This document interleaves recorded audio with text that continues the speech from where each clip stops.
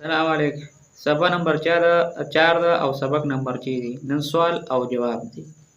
سوال نمبر 1 سپلای لاین کې کم کم پیپونه لګي. لومبه خبره خدا کو چې سپلای لاین کم یو ته وي. دا پی پی آر کم د باترومونو کې چې ګرځي ټینکۍ ته کوشوي خېږي ان او دې ته سپلای لاین وي. صحیح ده. نو د آر سی سی او پی وی سی نه علاوه ټول پیپونه پکې لګي. ښه مخکې پی پی آر جی آی آر سی سی یو پی وی سی پی وی سی ټول ذکر شو کنه. نو په هغه کې چې کوم ذکر شو د آر سی سی او پی وی سی نه علاوه ټول پی پی آر پکې لګي، جی آی پکې لګي، یو پی وی سی پکې لګي، ایس ایس پکې لګي، کاپر، پیکس پایپ، ایچ ڈی پی دا ټول سپلای لاین کې لګي. سوال نمبر 2 دی سیوریج لاین کې کم کم پایپونه لګي. نو جواب پی وی سی، یو پی وی سی او آر سی سی دا په ډرین لاین کې لګي د ګټر او د فلور سایډ او یو پی وی سی په دواړو لاینونو کې لګي. بل سوال له پایپ په څه کټ کیږي. نو جواب دارې کټر سره ډېر په اسانه کټ کیږي.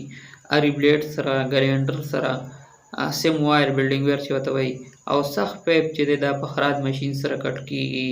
دا بل سوال له پی ان 16 او پی ان 20 څه مطلب دی. نو جواب دی پی ان د انګریزي زبان لفظ دی پریشر نومینل یعنی چې څومره دباو کنټرول کولی شي، څومره پریشر لکه دباو ورکړي څومره دباوي کې چې هغه کنټرول کولی شي. صحیح ده. دا یې معنی ده. د پی ان 16 چې دی دا 16 بار پریشر کنټرول کولی شي او پی ان 20 چې دی دا 20 بار پریشر برداشت کولی شي. دین علاوه پی ان 10، پی ان 16، پی ان 25 صحیح ده. دا پیپونه ملويږي.